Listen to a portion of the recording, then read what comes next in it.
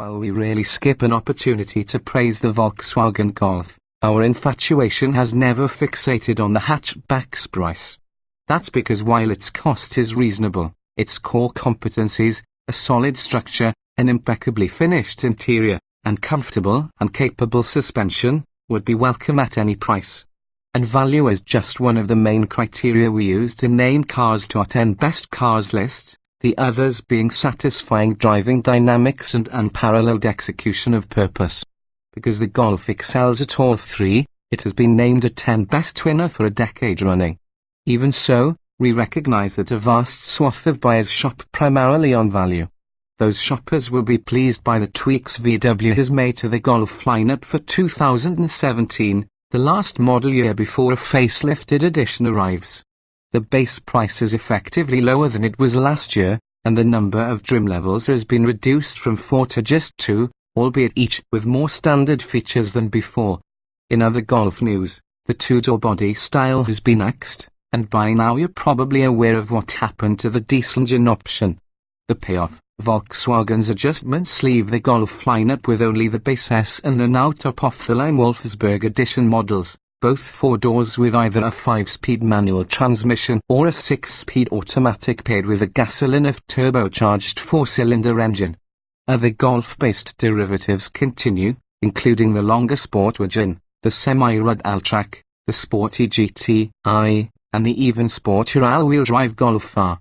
Beyond allowing Volkswagen to save a buck or two printing shorter sales brochures, the changes also dramatically narrow the Golf's pricing envelope.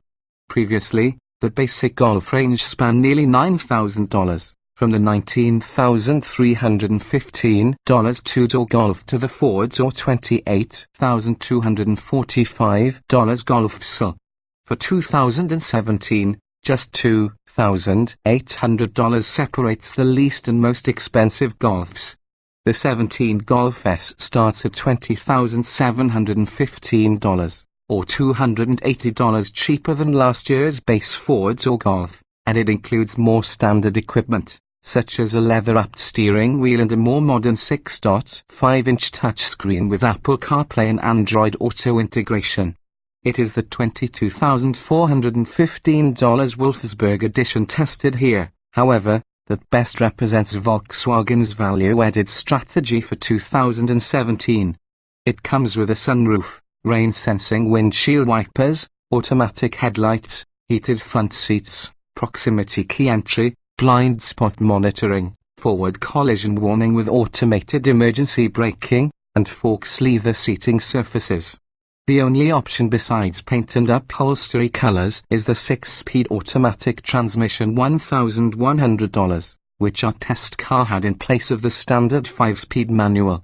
A similarly equipped 2016 Golf would have cost at least $27,540. But what really drives home Volkswagen's more aggressive pricing is that this Wolfsburg is stocked nearly as fully as our $28,8102015 Golf's a long-term test car. That car had 18-inch wheels, navigation, and dual-zone automatic climate control that this one lacks, emissions that are more or less offset in the value equation by the aforementioned blind spot monitoring, forward collision warning, and automated braking.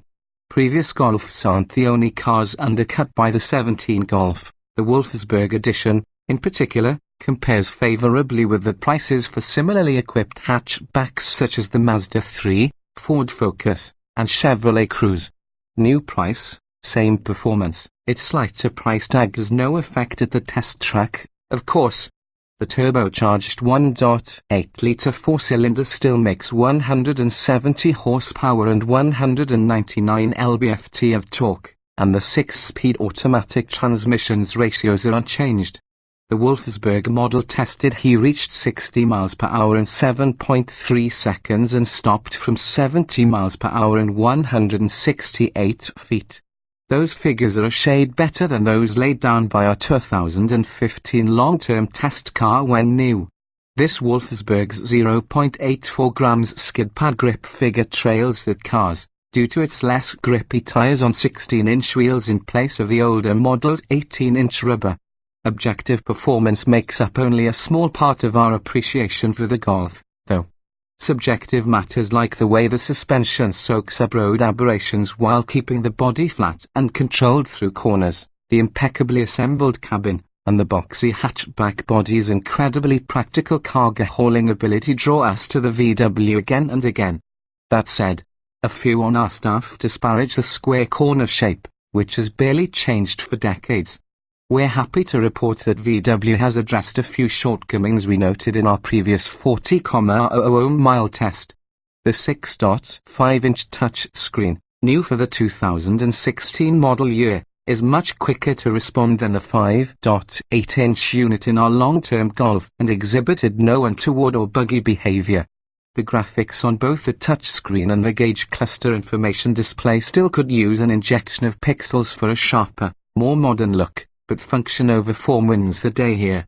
The 6-speed automatic performed more smoothly than the same transmission in our long-term Golf, with fewer low-speed gear selection hiccups, even if it remains the least fully realized piece in the otherwise flawless Golf's puzzle. Next year's facelifted model, already on sale in Europe, will bring an even nicer dashboard display and minor styling updates. Predictably, taking an already good car such as the Golf and pumping up its value quotient only makes it more appealing, and we're happy that Volkswagen found a way to do so without stripping away the car's excellence. This approach is having a positive effect. VW applied similar price adjustments to the Passat and Jetta sedans, and sales of these three models during 2016 were down between 6 and 8% compared with 2015. Considering that diesels once made up nearly a quarter of all VW sales in the US, it's impressive that such a clot could be applied to the bleeding in the wake of the emissions cheating scandal. We hope that means we'll have Golfs to enjoy for many years to come.